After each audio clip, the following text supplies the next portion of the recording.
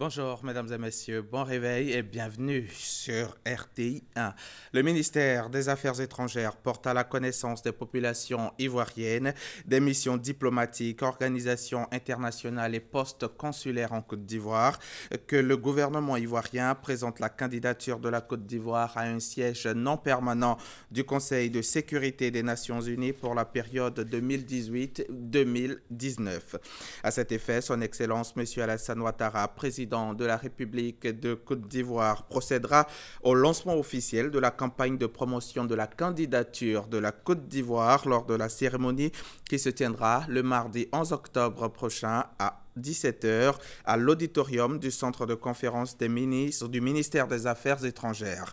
En conséquence, la Direction générale du protocole d'État invite Madame et Messieurs les présidents d'institutions, Messieurs les ministres d'État, Mesdames et Messieurs les ministres, les autorités administratives, politiques et coutumières, ainsi que les chefs de mission diplomatique et la société civile à prendre part à cette cérémonie qui sera suivie de l'inauguration du bloc ministériel, siège du ministère des Affaires étrangères, récemment réhabilité. La fin de la mise en place est fixée à 16 heures.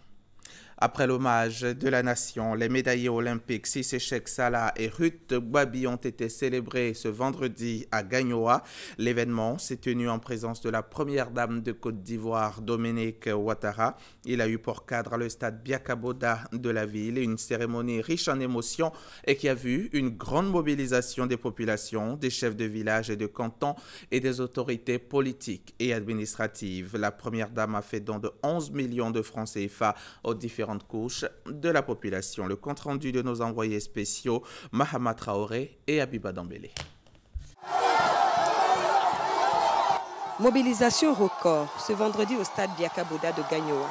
Les populations de la région du Gor ont tenu ainsi à exprimer leur joie et leur fierté d'avoir donné à la Côte d'Ivoire 2 médailles olympiques, une en or et l'autre en bronze, à travers ses enfants, Cissé Cheikh Salah et Ruth Gbabi. Gagnoa est encore plus honorée lorsque la première dame de Côte d'Ivoire se joint à elle pour célébrer ses champions. Un honneur que n'ont pas manqué de magnifier les élus locaux. Madame Dominique Ouattara, votre présence à Gagnoa est une opportunité que nous voulons saisir pour vous remercier et vous traduire toute la reconnaissance pour toutes les marques de générosité à l'endroit des populations ivoiriennes et singulièrement celle de Gagnoa lors de la visite d'État et avant même.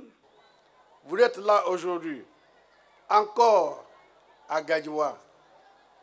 Oui, encore ici, sur le stade Biakaboda.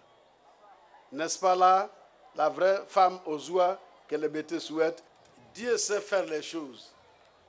Gbagbi, Cissé, les deux ont rapporté une victoire qui honore toute la Côte d'Ivoire, mais en particulier Gagnoa, qui dit Gbagbi, dit Bété. Qui dit Cissé, dit Dioula. Madame la Présidente, la réconciliation, elle est en marche et guidée par le bon Dieu lui-même. Cissé Cheikh Salah et Ruth Gbabi incarnent désormais un modèle d'excellence et de réussite. Dans cette posture, les héros de Rio ont délivré un message poignant à la jeunesse ivoirienne. Dans la vie, si on se donne les moyens, on arrive à faire quelque chose. J'en suis un exemple. Il faut arrêter de se cacher derrière des excuses. Nous pouvons le faire. Avant, je regardais les JO à la télé et je me disais, Cheikh, ne te sous-estime pas, tu peux remporter une médaille olympique. Alors aujourd'hui, je me suis donné les moyens de ma politique, les entraînements chaque jour. Quand je perdais un combat, je ne me décourageais pas. Je m'entraînais davantage. Je voulais être un champion. Lorsque la Bianaise a retenti au JO, j'ai pris conscience que je n'étais plus seul. J'étais un pays et tous les Ivoiriens et les Ivoiriennes étaient avec moi sur le podium. Je voudrais être direct avec vous en vous demandant d'abandonner le chemin de l'alcool, de la drogue, du banditisme, de la prostitution voilée, de la cybercriminalité, pour vous battre, pour réussir à l'école, dans votre sport. Devenez des Cissé Cheick, devenez des Gbagbi Ruth, dans vos études, dans vos sports.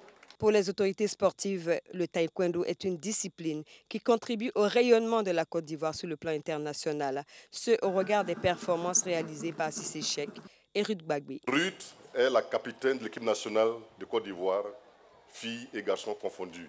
Elle est même la doyenne. Parce que Ruth, au plan national, est X fois championne de Côte d'Ivoire. Elle est au moins 4 fois championne d'Afrique. Et dans les Open internationaux, elle a été championne récemment à l'Open d'Hambourg.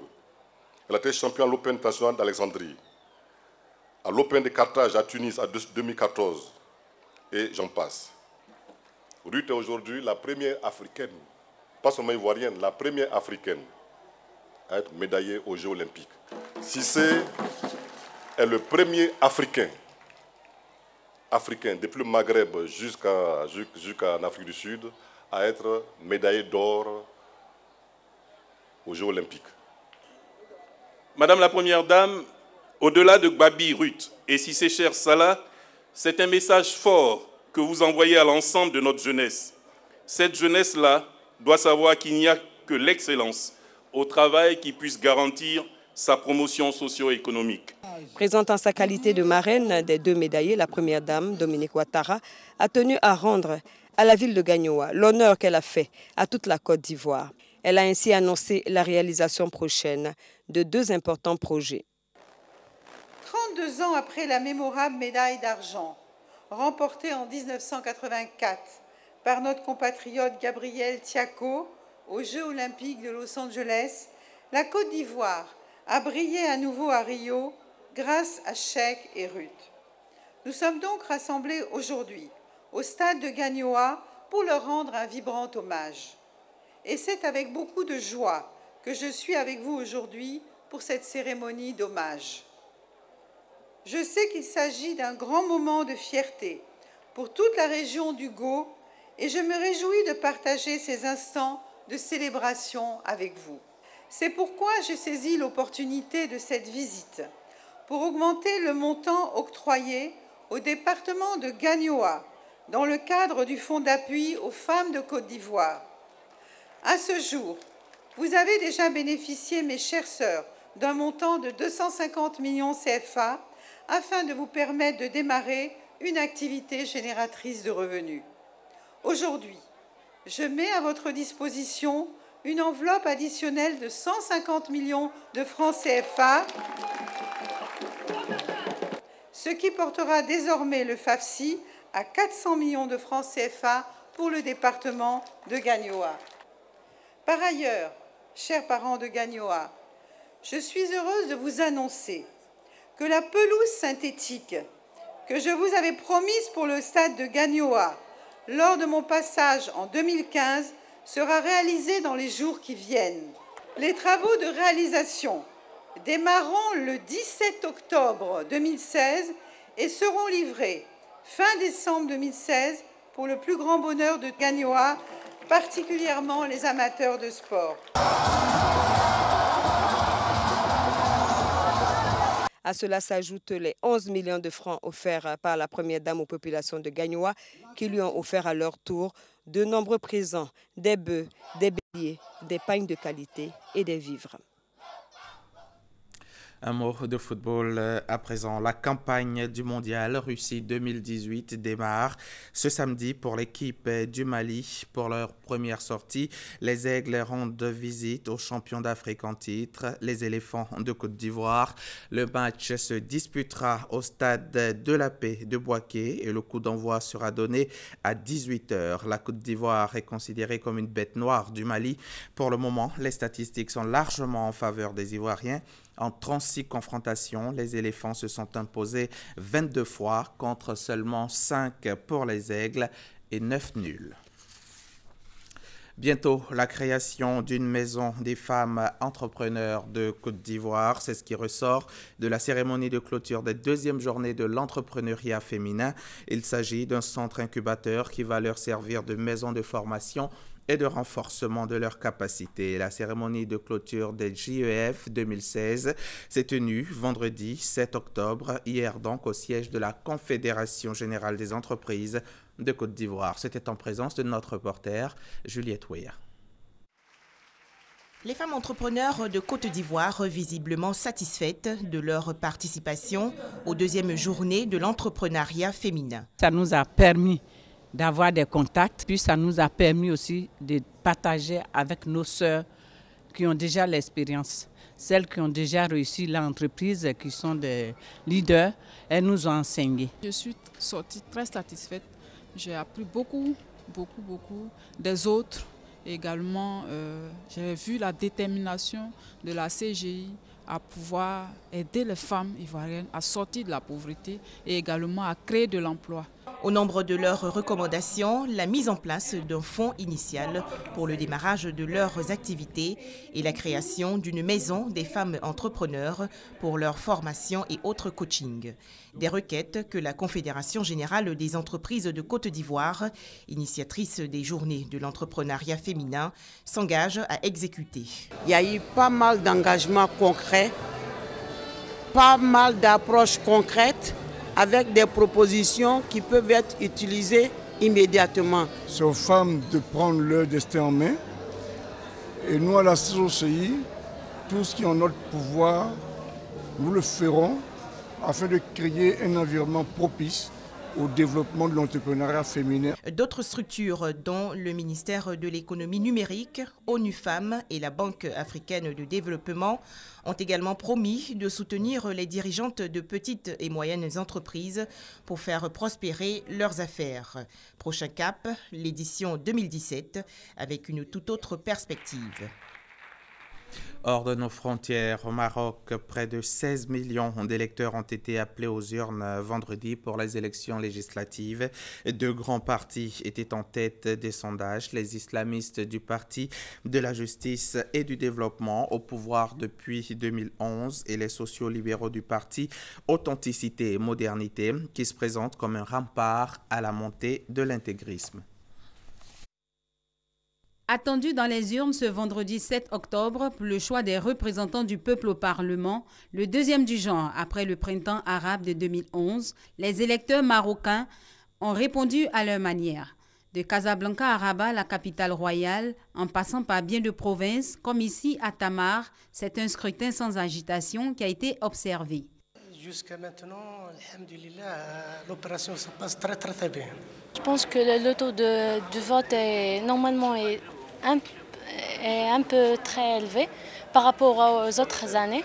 Ces législatives censées renouveler le Parlement marocain, fort de 395 sièges pour les 92 circonscriptions que compte le Royaume, mais aussi censées renouveler la confiance des Marocains au Parti pour la justice et le développement, PJD, au pouvoir depuis 5 ans, où la lui retirée a eu un intérêt aux yeux des observateurs.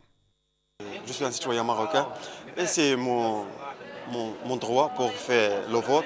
Tout se passe bien et ça marche. Si le scrutin dans son ensemble peut être crédité de transparent et crédible, les premiers résultats attendus seront le taux de participation. En 2011, il a été de 45,5%.